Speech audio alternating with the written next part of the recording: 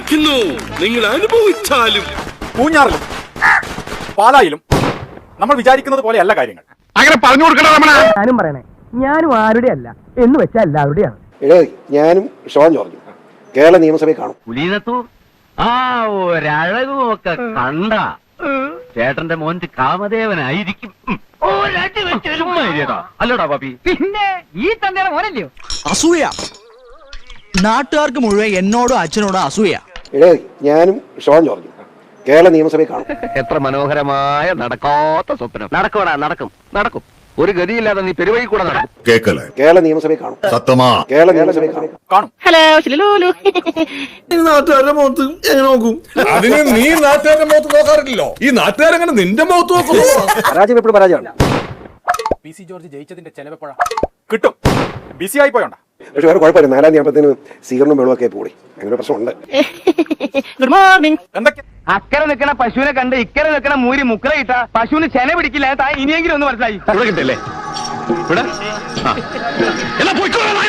അവരെയാണെങ്കിലും കയ്യിൽ കദളിപ്പഴവുമായി മണ്ഡലത്തിലുടനീളം സഞ്ചരിച്ച ഗോപാൽജിയുടെ കാര്യം ബോസിന്റെ എല്ലാ പ്രവർത്തനവും നമ്മുടെ നാടിന്റെ വികസനത്തിനാണല്ലോ എന്ന് ഓർക്കുമ്പോ ഒരാശ്വാസം. തെരഞ്ഞെടുപ്പിൽ നിർണായക സ്വാധീനങ്ങളിൽ ഒന്നായി മാറിയ വെള്ളപ്പള്ളി നടേശൻ സാർ പ്രവചിച്ചതാണ്. നമ്മുടെ ഗവൺമെന്റ് എന്തൊക്കെ ജനങ്ങൾക്ക് കൊടുത്തു. കൂടുതലും വാഗ്ദാനങ്ങളാ കൊടുത്തത്.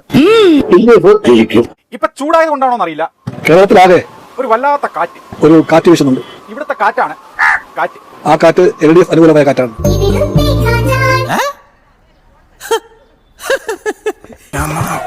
വിപ്ലവം ഉണ്ടായ വഴി പറയുമ്പോഴാണോ ഇടയ്ക്ക് കയറുന്നത്. കപ്പൽ ആടി ഉലയുകയില്ല. കപ്പിത്താൻ സേഫാണോ? സേഫാണ്.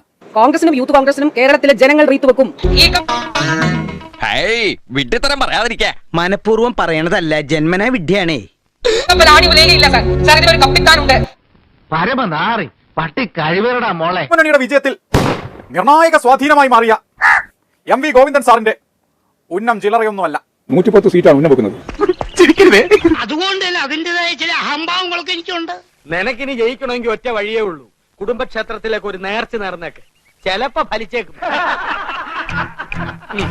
കളി തോൽക്കുന്നതിന് തൊട്ട് മുമ്പ് വരെ ശുഭാപ്തി വിശ്വാസം വളരെ നല്ലതാണ്. ഒരു സംശയം വേണ്ട. പാലക്കാട് ഫുള്ള്. പാലക്കാട് 12-ൽ 12 സീറ്റും. ആര് പറയുന്നു? ഞാൻ കേട്ടിട്ടില്ലല്ലോ. അസൂയ കൊണ്ട് പലരും പറയാറില്ല, അതുകൊണ്ട് ഞാൻ സ്വയം പറയുന്നു. കുറച്ച് വിടല് കൂടിയാണ് അല്ലേ? LDF നേടാൻ പോവുകയാണ്. അതാ നോക്കൂ, മുറ്റത്തിന് മൈന. പാലക്കാട് ബലട്ട. ചരിത്രത്തിലില്ലാത്തൊരു വിജയം കേരളത്തിലെ ഇടതുപക്ഷ ജനാധിപത്യ മുന്നണി നേടാൻ പോവുകയാണ്. നീ ഗവൺമെന്റ് വിരുദ്ധ വികാരം ഉണ്ടോന്ന്? ഗവൺമെന്റ് വിരുദ്ധ വികാരം ഈ കേരളത്തിൽ ഒരു സ്ഥലത്തുമില്ല. ഇവർക്കാണ് പറഞ്ഞതൊക്കെ ഇച്ചിരി മര്യാദ വേണം ഇൻസ്പെക്ടറെ. ഭരണകൂടം ഉണ്ടായിരുന്നോ? ഇവിടെ ഒരു സർക്കാർ ഉണ്ടായിരുന്നോ? ഇവിടെ ഒരു മുഖ്യമന്ത്രി ഉണ്ടായിരുന്നോ എന്ന് ചോദിക്കാൻ ഞാൻ ആഗ്രഹിക്കുകയാണ്. ഇല്ലായിരുന്നു സുഹൃത്തുക്കളെ, ഇല്ലായിരുന്നു. പിന്നെ ഉണ്ടായിരുന്നത് RDP എന്ന ഒരു പാർട്ടി മാത്രമായിരുന്നു. അവരുടെ അഴിഞ്ഞാട്ടമായിരുന്നു. Revolutionary democratic പാർട്ടിയാണത്രേ. എന്ത് റവല്യൂഷണറി, എന്ത് ഡെമോക്രസി എന്നാണ് ഞാൻ ചോദിക്കുന്നത്. പത്രമാധ്യമങ്ങളുടെ മുന്നിൽ നിങ്ങളുടെ പ്രസ് ക്ലബ്ബിൽ ഇരുന്നിട്ട് ഞാൻ ഒരു അഗ്രിമെന്റിന് തയ്യാറാണ്. എന്താ ഇക്ക സംഭവം? ഞാനും നിങ്ങളോട് മുഹമ്മദ് റിയാസിനെ ഇത്രയും കോൺഫിഡൻസിലാണ് സംസാരിക്കുന്നത്. വെല്ലുവിളിക്കുന്നു. ആൾക്കാർ കല്ല് പെറുക്കി തുടങ്ങി.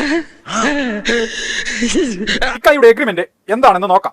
ബേപ്പൂരിൽ ഞാൻ പരാജയപ്പെട്ടാൽ കിഡ്സൺ കോർണർ തൊട്ട് നമ്മുടെ റെയിൽവേ സ്റ്റേഷൻ വരെ ഞാൻ മൊട്ടയടിച്ചിട്ട് കാതിൽ 2 കമ്മലോട്ട് നടക്കാം.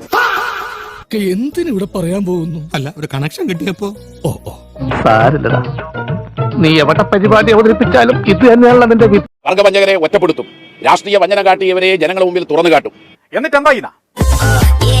അങ്ങനെ മുദ്രകുത്തിയവരെല്ലാം ജയിച്ചു.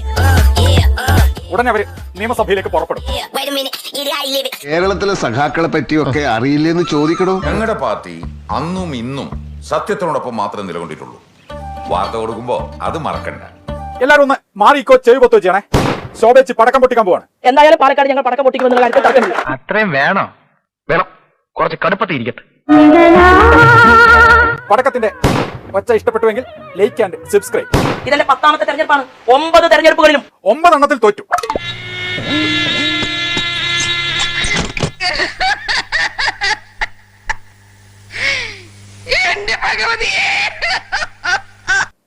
അപ്പൊ 10ാമത്തേത് അത് തോറ്റത് ശോഭേച്ചയല്ല, ഓരോ നിഴലാണ്.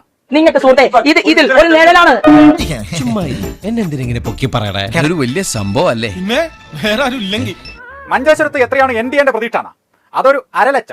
ജനങ്ങളൊരു പോസിറ്റീവ് വോട്ടിംഗ് ഇത്തവണ മഞ്ചേശ്വരത്തും കാസർഗോഡും നൽകും എന്നുള്ളത് സംശയമില്ലാത്ത കാര്യം. തളരരുത് രാമകുട്ടി തളരരുത്. പട വേടിച്ച് പന്തളത്തി എന്നപ്പോ പന്തം കൊളത്തി പട. പടയല്ല പെടയാണ്, നല്ല പെടയാണ് എനിക്ക് വെച്ചു തരേണ്ടത്. തന്നെ കൊണ്ടൊന്നും കൂട്ടിയേ കൂടില്ല. നല്ല പ്രായണ്ടല്ലേ, വല്ല പണിക്ക് പോയിക്കൂടെ? മതമാണ് മതമാണ് മതമാണ്. ഗുരുവായൂരത്തെ ജനങ്ങൾ പറഞ്ഞു മതമല്ല മതമല്ല മതമല്ല പ്രശ്നം.